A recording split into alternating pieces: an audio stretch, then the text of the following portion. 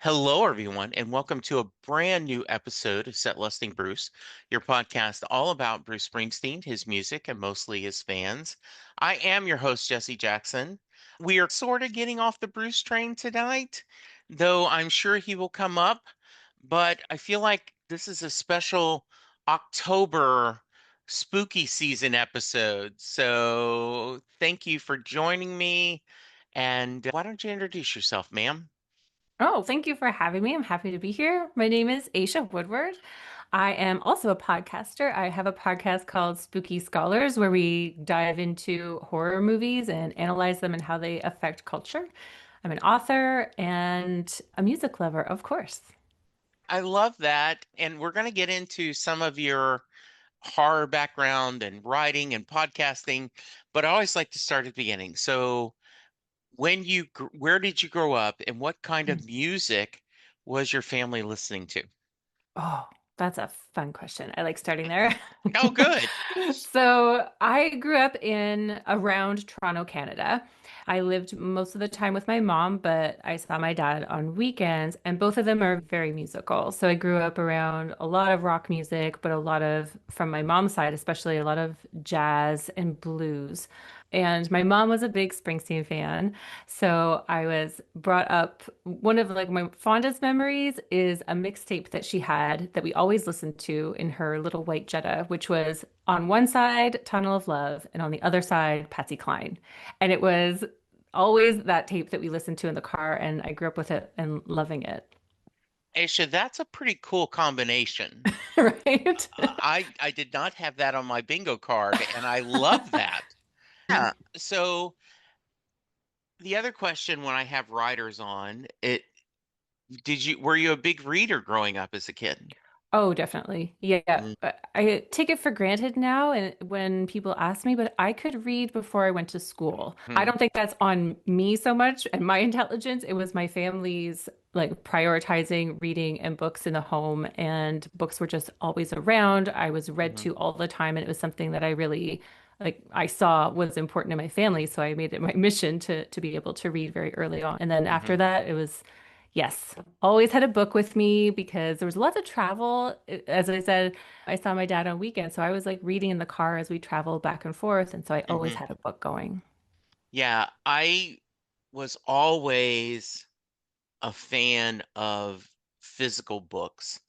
And when Kindles and everything came out, no, I want a book. I want a book. And then when I realized that the Kindles were smart enough to know if you're reading in one version and then you went to another version, it remembered where you were. I went, oh, wait a minute, this might have something. So Mhm. when you're traveling, when you are the type of guy or gal who, I'm going to be gone a weekend, I better bring three books. Because what if I finish my current book? Then I want to have there, and then you realize with a Kindle, you have your current library there with you. Yeah, you're nodding as you are feeling we are kindred spirits. Yes, I feel that. I'm also a minimalist in my home, and so when I buy new books, like I could buy tons of fiction and my Yeah. house would be overrun. So my rule for myself is fiction I buy through Kindle or I get from the library. I will buy nonfiction because I usually use those as references and I mark Sure. them up and highlight them and all kinds of Yeah. stuff. But fiction definitely is Kindle because it's just a numbers game. Otherwise, I'm gonna drown in here. Yeah, Not the worst I way to die, but no, it isn't. I this is in I this is incredibly sexist and I acknowledge that saying this joke is sexist and so I apologize in advance, but it just felt perfect. I read somewhere and this was me. I buy books the way some women buy shoes. mm, And I yeah, just, I just, my wife will go, what? You got another? another. Yeah. Yeah, another. And you get a little embarrassed when you look at the pile of books you have to be read and you hmm go, "Oh, yeah. Anyway, I'm glad we're kindred spirits. Um, so I was wondering what kind of, did you have favorite writers growing up? Was there certain book series or writers that you really were drawn to? I wasn't too sophisticated growing up, I have to say. Like they were things like Sweet Valley High and The Babysitter's Club. I loved Mhm. those. I think because they were like series, right? Like you could just Yeah. keep buying one after another. And because I was reading so much, that was just a great way. The funny thing is, people always ask me if I was a Goosebumps fan, and I actually wasn't back then. Hmm. I Goosebumps was a little bit simple for me. It Okay. wasn't, I don't know. Maybe it was younger than what I could miss the boat on that. I actually, Yeah. it's funny. I read them now because they're like quick reads, almost like a comic kind of read. And I read them Yeah. for structure and they're interesting that way.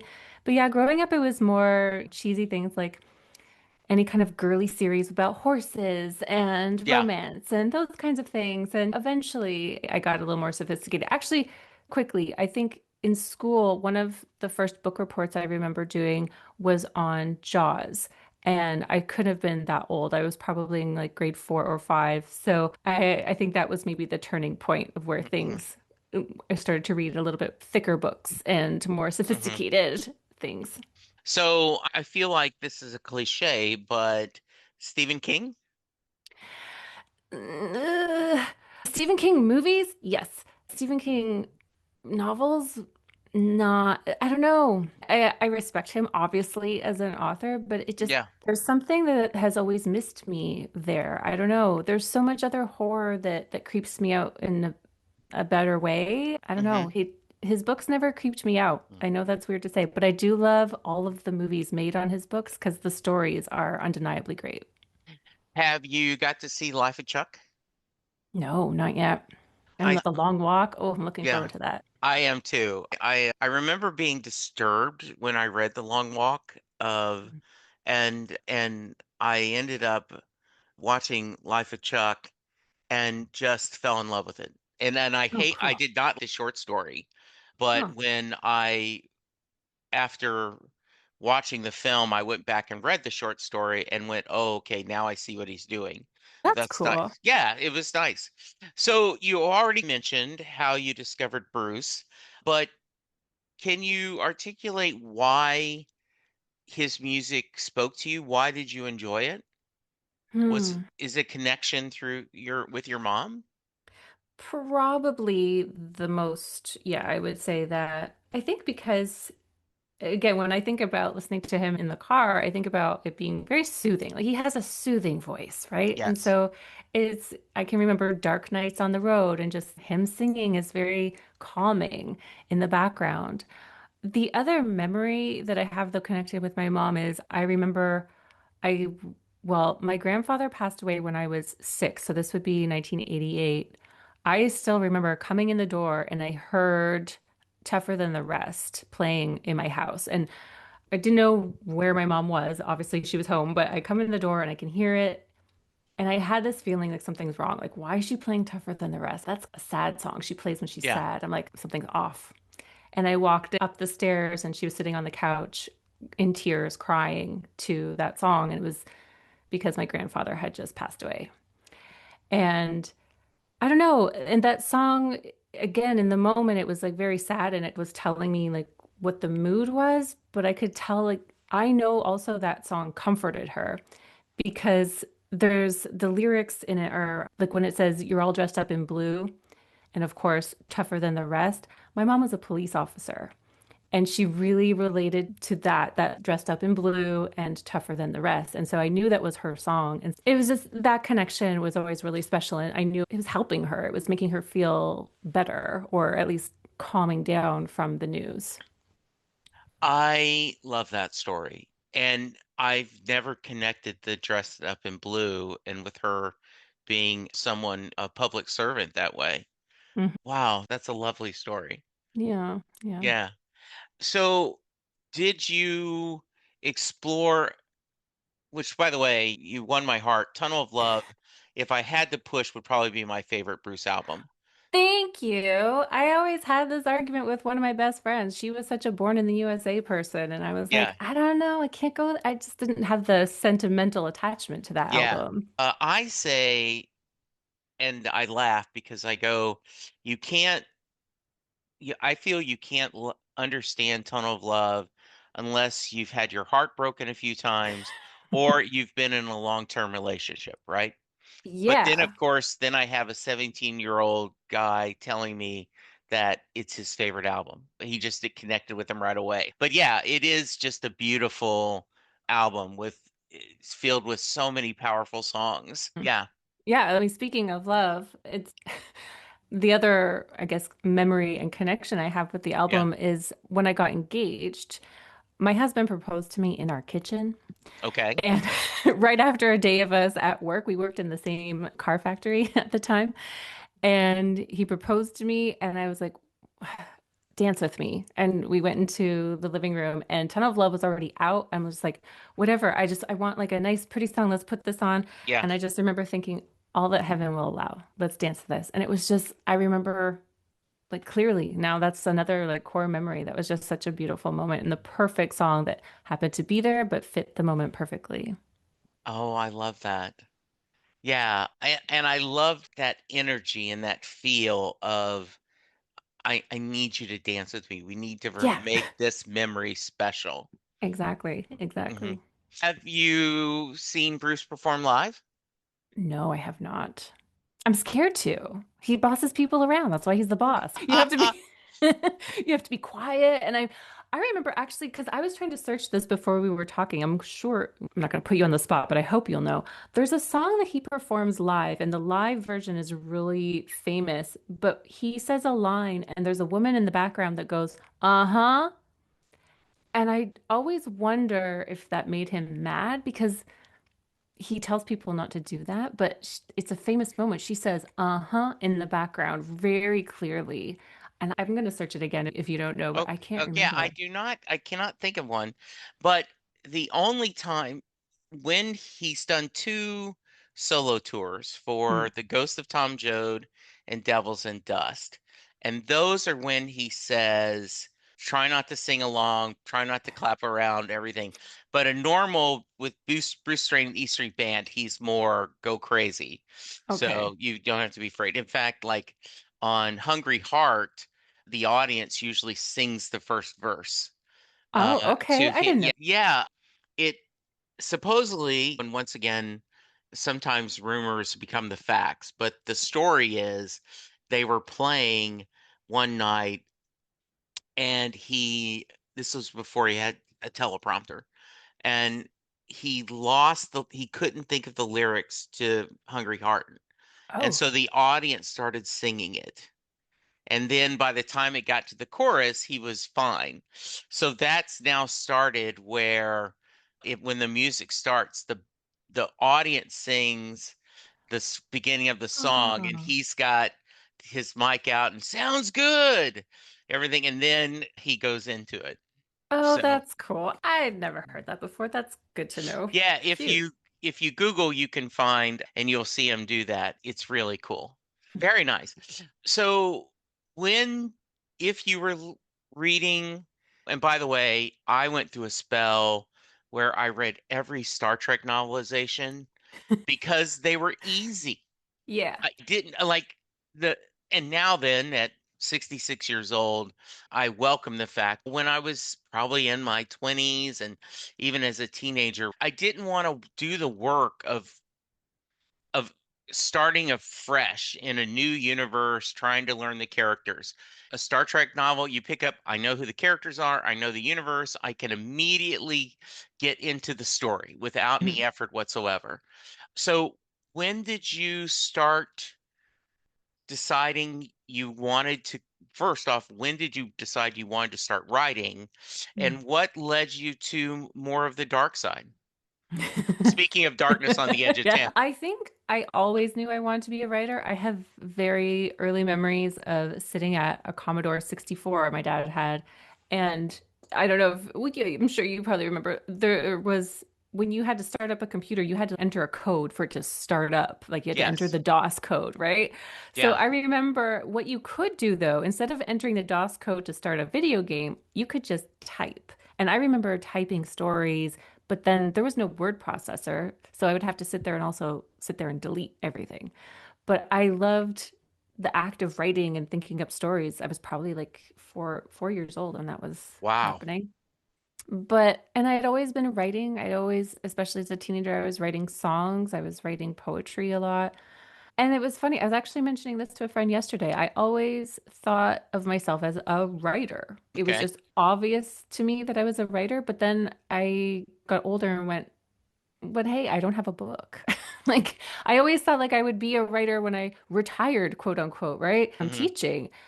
But then in 2017, my dad passed away suddenly. And then very soon after, I lost my grandma, I was very close to. And it was, those are the times when you have those wake up calls when it's, this is when you have to do things in your life before it's too late. And the one thing I knew I wanted to do was write a book and Hmm. finish a book. So I was on the clock. It was the end of maybe 2018. I was thinking, I have to at least see. I keep telling myself I'm a writer, but who knows if I am? Who knows if I can actually finish a whole book? So I sat down and I actually did it in 3 months. And I was like, okay, at least I did it. And I wasn't even planning to publish it. It was just a challenge to see if I could do it. I wrote another novella after that, and that one I self-published. And then the first book that I wrote, I'm like, I'll see what happens. I'll give it to indie publishers and see. And yeah, I had an indie publisher at a Tingle indie house who got interested, and so I'm writing that book as a series now. As far as the dark side, I think I've been there since, I don't know, the 80s traumatized a lot of us, I think, over to Sure. that side. Again, oh, it's a lot of memories coming up today, but some of my early memories are Michael Jackson. Michael Hmm. Jackson was my absolute love when I was growing up, and so Thriller was a big one. I watched the video probably too young. It's quite scary still, even when you watch it. It's a pretty scary Yes. video. So I think that had something to do with things.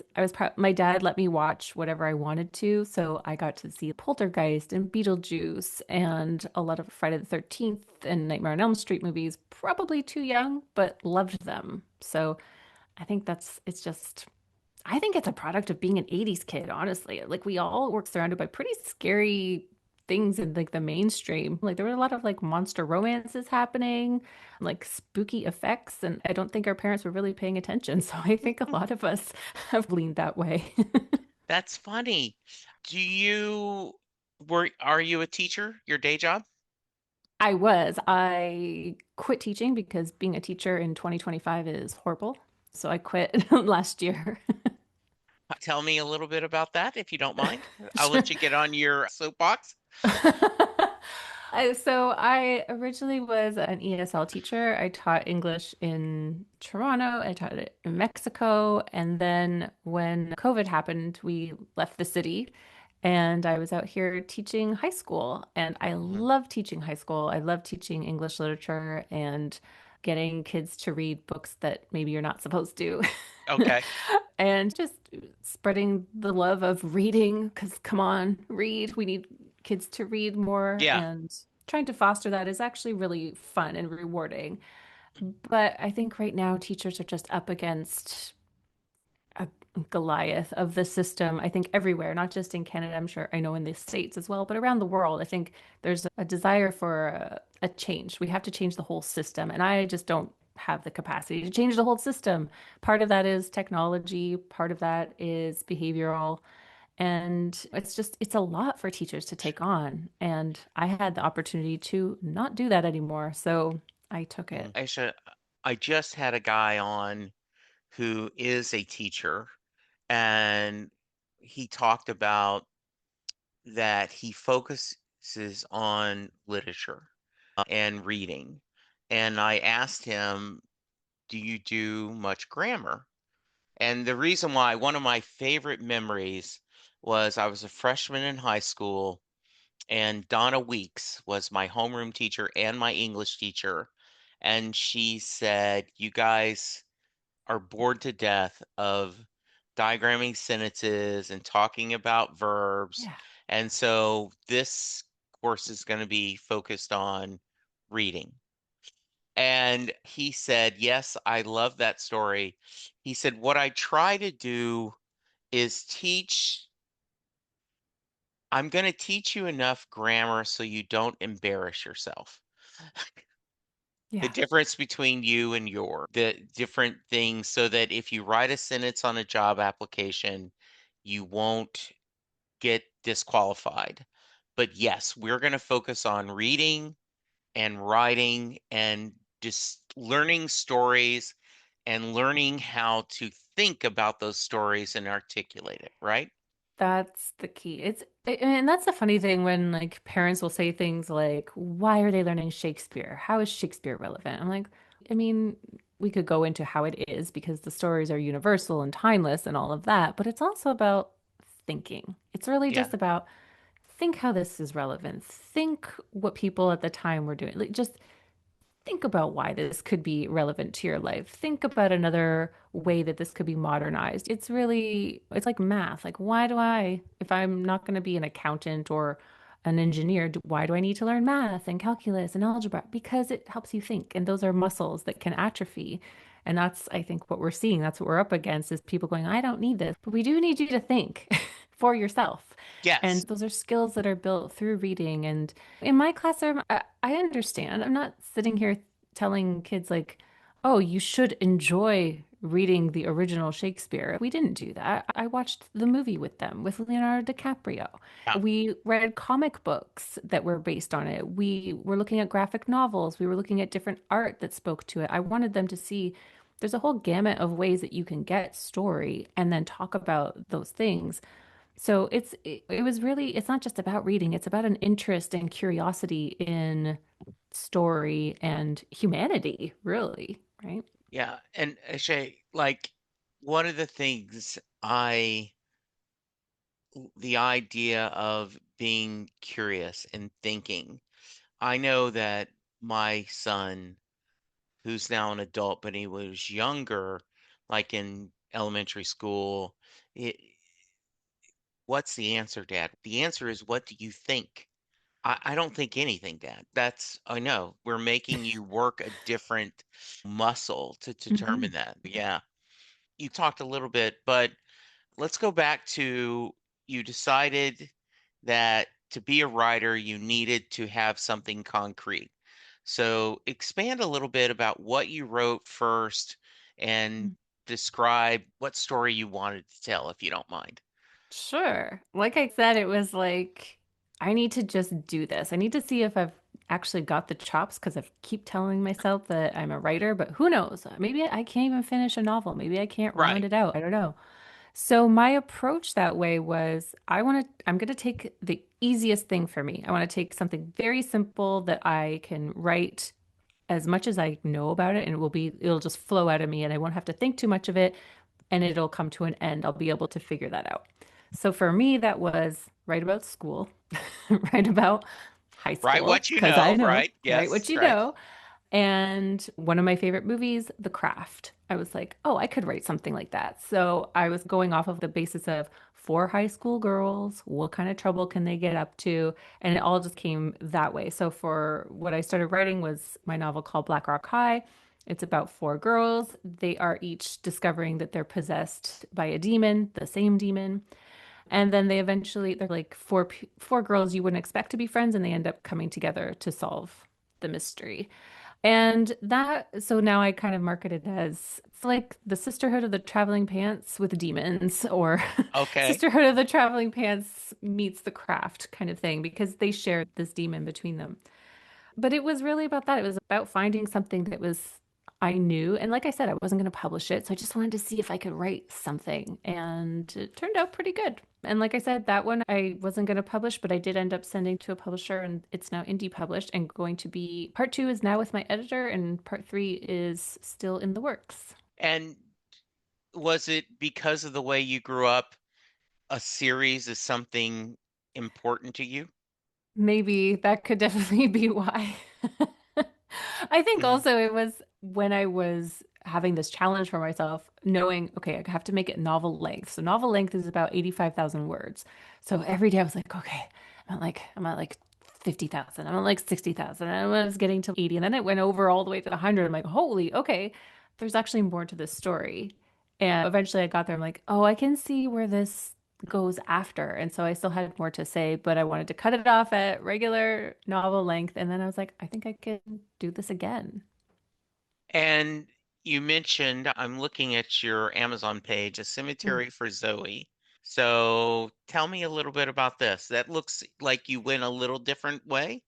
A little bit different. It skews a little bit younger. That's a novella, so it's a little bit shorter. That was just something, again, didn't know it was gonna happen, but Zoe wouldn't leave me alone. The idea was like scratching at my head almost literally because she's a monster that digs graves at a cemetery. And I just kept following the idea and wrote it out. And it's a shorter story. It's about Zoe who works at a cemetery, and she starts to notice that the monsters in the town, who usually are pretty long-lived, end up dying. And the reason is there is a recall on a product that the monsters use to cover up themselves. So they cover themselves so they look human. It ends Mhm. up only affecting the monsters in the town, and Zoe has to solve the mystery to save everybody. One of the things that you mention on your Podmatch page, and Podmatch is a service that both podcasters and people who want to be on podcast, exactly what it said, it's a matching. You like to discuss why people are drawn to darker themes. And I'll use horror as a broad umbrella, which I realize is very long. Do you want to expand on that a little bit? Sure, always. So I think horror itself, if you're thinking about horror movies or horror literature, it is like the full extent of the spectrum of the sensationalized cautionary tale. But really, and maybe this is just how my brain works, but I really think every story is a horror story because every story has some moment where the hero is challenged or in danger or scared and has some sort of unrealized fear that comes up. And if you just exaggerate that into blood and gore and things that are typically scary, like monsters, and you use a metaphor there, okay, you get traditional horror genre. But we've had cautionary tales since the beginning of time, right? That's why we originally told stories was there are things out there that are dangerous, so be careful. These are fairy tales. These are nursery rhymes have scary things in them to tell children to be careful. And so I think all stories are cautionary tales at the very least, but then when you just expand them a little bit, add a little bit of gore, add a little bit of a monster metaphor, then you've got horror. But I think it's always there because humans are just fearful. We have anxiety, and we are technically kind of prey animals when we're out there with our squishy selves. So we have a lot to be afraid of, and we have a lot to share with each other about how to survive. And I think that's what horror does. Yeah, I when you think about Greek myths or the nursery rhymes, I think I remember going, I joined the Buffy train very Mm, toward the end and just didn't think it would be my kind of series and ended up truly same. understanding it. And and I realize now there is the mixed emotion of Josh Whedon as the person and Josh Whedon as a creator. But in slight spoilers, guys, but it is old, right? Everyone has had the experience, or most people, of starting to date someone, and when you become intimate, they become someone else. Exactly. Yes. And so with Buffy and Angel, he reverts back to his evil self. And it makes for a really interesting story, but it also is a great example of he talked about Buffy in high school, everyone feels like they're unique and don't fit in. And so this was that metaphor. Yeah. And Yeah. that's so much of horror, right? Horror really Yeah. plays on that feeling of being the outsider, being the weirdo, and what are you afraid of? And then you end up realizing that everybody is afraid and you actually have some strength to defeat those things inside of you. Yeah, absolutely. So I historically have been someone who doesn't like much horror. In fact, my way back, my friend David said, I want you to read this book. And he gave me The Dead Zone by Stephen King. And I said, I don't like horror. And he goes, just please read this book. And so I did and fell in love with it because I think that for the very reason he doesn't click with you, he does click for me because it is coming in a little different range, right? So the same thing happened probably about 2 years ago. I do another podcast where Karen and Lou and I take turns picking something to discuss.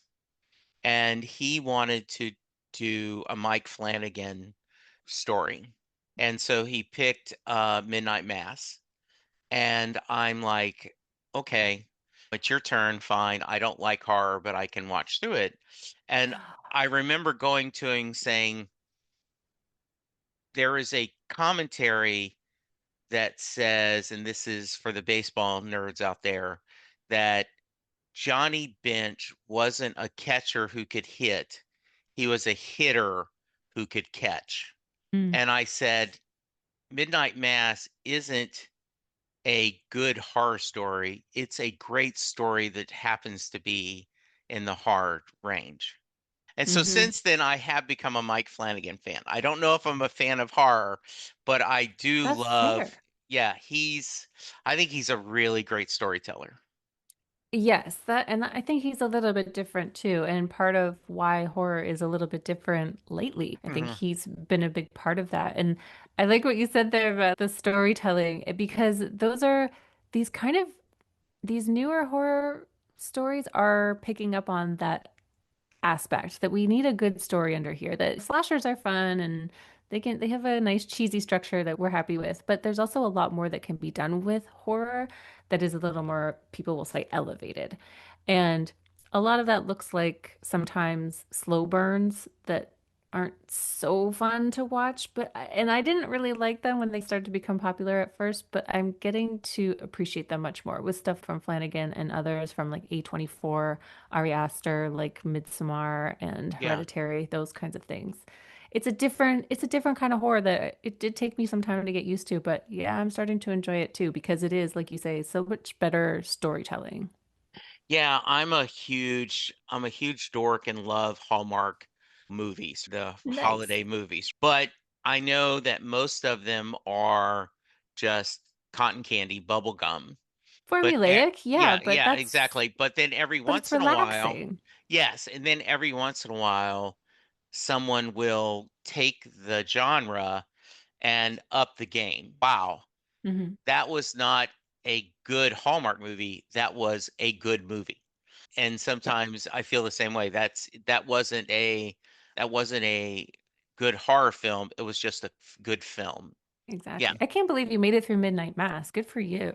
It's pretty, Mm. it's long, it's a slow slog and pretty spooky once we get to some of the final episodes. Yeah, it is. I really, and it helped that the star was from Friday Night Lights, and I loved Mhm. Friday Night Lights, and then I do think that, oh, what's her name? I'll have to look it up, but one of the Oh, actresses, um, it starts with an S, right? The creepy woman. Is that who you're yeah, thinking of? the one who's the one that's about the church, right? Yes. Yeah, and I'm like, I can't Samantha stand, Sloyan. yes, I cannot stand her. I cannot stand her. And then since then, I've seen her in, she is a So many one, things. so many things and so diverse. Yeah. And like she is a joy in Life of Chuck. She plays a dance instructor. And I'm like, this person, She's in like, everything. she can do anything. I just thought, oh, this is the worst. And my friend Lou laughed. He said, get ready to hate her again. She's playing the mother of Carrie in his new Yep. episode. But Yep. yeah, In the miniseries. Yeah. yeah, she is what a chameleon. Yeah, Yes. She's been in like Haunting of Hill House, The yeah, Midnight Club. yeah. And now Hush. Have you ever seen the movie Hush? No, I need to. That's she's an interesting character in that one. She's a little bit sweeter than she usually is. But yeah, no, she's definitely a horror face now because she's in so Yeah, much. yeah. And I think I love John Ford movies, Mm. classic, not just his westerns, but everything. And when he had a stable of actors that were his acting family. And I think that's cool. Flanagan has Yeah. done that as well, right? He Yeah. has these people, including his lovely bride. So yeah. So you mentioned you're working on your a trilogy, but what else? Let me ask you this way. What haven't you done that you want to do creatively? Holy moly. This is only an hour podcast. Um, whew. Right now, the focus is I really am enjoying my own podcast. That's Yeah, been so something talk to I me a really little want bit about to that. know. Yeah, so Spooky Scholars, just growing that. We're going into our fifth season and experimenting more with video because I was against that. I wanted to be all audio all the time, but we're doing some video this season, which is fun and new. And then I decided, hey, I don't have enough to do. Why don't I take on another show? And so so my Substack, which is called Horror Helpline, I take weekly headlines from the news and I match them thematically with horror movies.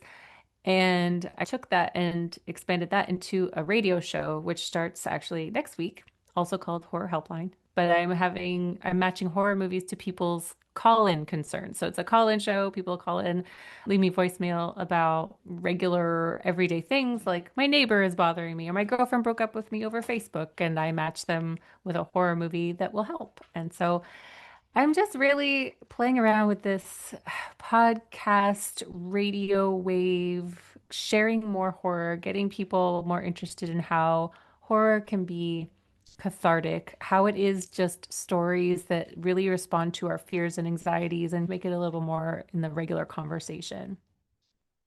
I I love that. And so what made you start the podcast? Oh, originally I started a podcast because I wanted to talk to people. It gives you a really good excuse to be like, Sure. reach out to people that you admire or that you're curious about, and you can say, "Hey, I have a podcast. Could we like have a talk for an hour about stuff?" It gives you that kind of a reason to talk to each other. And from there, I was really at the beginning talking to authors. I wanted to talk to fellow horror authors, and so it gave me that excuse. But now it's become actually, I think, a vehicle for me when I am still a teacher at heart. And it gives me a way to still be talking to people, expressing things that I know about and I want to share, and still looking at ideas and keeping my research chops up to snuff. I think that's just always something that's going to be, part of me.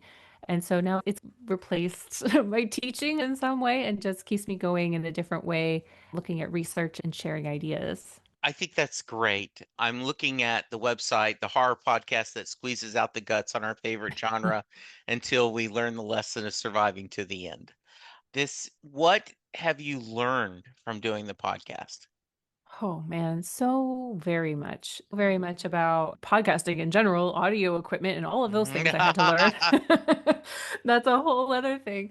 But I think I've taught myself the power of horror every day when I'm talking about movies or talking with different authors and their perspective. I learn a different way to see how horror is working, how horror connects to people. I think the first time I heard people say horror helps with their anxiety, I had never heard that before. I'd never thought of horror that way for myself. So I was like, really? Horror helps with your anxiety? How can that possibly be? But now it's something that people talk about quite often, which is that people kind of work cathartically through the protagonist. And if you make it to the end, it kind of empowers you to feel like you can take on anything. I was like, okay. I think every day when I'm talking to somebody new about it, I learn something, a different way to see horror. I love that. All right, in a few minutes, I'm going to Mm. ask you on how people can reach you Mm. and final thoughts. But before we get to that, I end every podcast with what I call the Mary question. Oh And what boy. that is, Jay Armstrong, who is now retired, but at the time he was an honors English teacher in the Philadelphia area, and he would give his students the lyrics to Bruce Springsteen's song Thunder Road, and they would read it as if it was a poem, talking about the themes and the imagery Bruce uses, the choice of his words, compare it to Robert Frost and other American poets like The Road Not Taken. And then he would ask his class, do you think Mary gets in the car? That is your question. So, do you think Mary gets in the car at the end of Thunder Road, Aisha? Okay, so first of all, thank you for that background. I had no idea that's where this kind of debate started. And that's so interesting because I was going to come on here and be like, I want to take this in a nerdy direction, but now I feel like I'm justified because Yes, um exactly. because I was really dissecting things and I'm like, okay, what is going on here? And okay, so my initial feeling, By the way, I don't, before I just interrupt, yeah, that makes my heart so happy hey, okay, because sometimes, and especially fans will go, of course she does. And yeah, then some, or no, she doesn't. But every once in a while, and it is interesting, not all the time, but most writers will look at this if they're not a hardcore Springsteen fan as, oh, yeah. okay, this isn't interesting. And then I love the idea that knowing the background made you even more, oh, okay, how cool. Yes, All right. because I had like stages. I was like, okay, I'm thinking I don't know enough about Mary, and what my initial reaction is like, I want to hope that she's a smart woman and is not going to get in because he just called her ugly, and he's got like this metaphor for under his hood, which is clearly just what's in his pants. That's all he's got for her. So I'm gonna hope that she says no. But then I read it again this morning, and I guess I was just in a different space. And when you mentioned Robert Frost, I'm like, okay, good, because it reminds me of Emily Dickinson. There's Okay. this poem from Emily Dickinson called Because I Could Not Stop for Death. And it's about the Grim Reaper picking her up at the end of her life and taking her through her life and showing her all of these different stops, like her childhood home and like a playground and all of these things. I don't, it just, that's what it started to remind me of. And I'm like, I think he's death. I think he's the Grim Reaper. I think he's saying to her, it's time to get on, like, it's time to die, and I'm going to take you to heaven. Because he says, what is heaven's waiting down the road? And Yeah. he says, my car is there for the long walk. I'm like, hello. Okay, so this is like the death cart, just like in Emily Dickinson, where it's the Grim Reaper takes her in the cart and they're going through those stages. I think he's death. I think he's coming to pick her up to die. And yeah, I think she does get in because I think he's there. You can't say no to death. But I think she gets in for a very different reason than most other people do. I love that answer. That is unique. I've never had that one before, and I adore it. That is greatness. Yeah, my wife just says, yeah, he calls her ugly. Of course she doesn't get into the car. So that is wonderful. All right. How can someone reach you? And any final thoughts? The easiest place to go is aishawoodward.com. It'll connect you to my podcast and my author life and to Horror Helpline. So it's ASHEWOODWARD.com. And you'll see everything you can get from me there. And hopefully you'll check out the podcast. There's something for everybody. Even some of our older episodes are not just about horror movies. We've got some just like regular good like horror history content that might be of interest. And reach out anytime. If you have any questions or need recommendations about horror movies, I'm always happy to help. I love that. This has been a joy. I hope you've Same. had as This was much fun fun. as I have. Good, good. It's a Yeah, great challenge. I haven't thought about how much Bruce Springsteen has actually impacted my life. that was so sweet, and I love that. Listeners, go sign up for the website, sign up for the mailing list, check out the book. It is BlackRock High Into the Night, the BlackRock High trilogy, book one. And check it out and let her know what you think. Everyone, be safe, be kind, and we'll talk to you soon. Goodbye. And that's Bye. it. We're out. Thank you so much.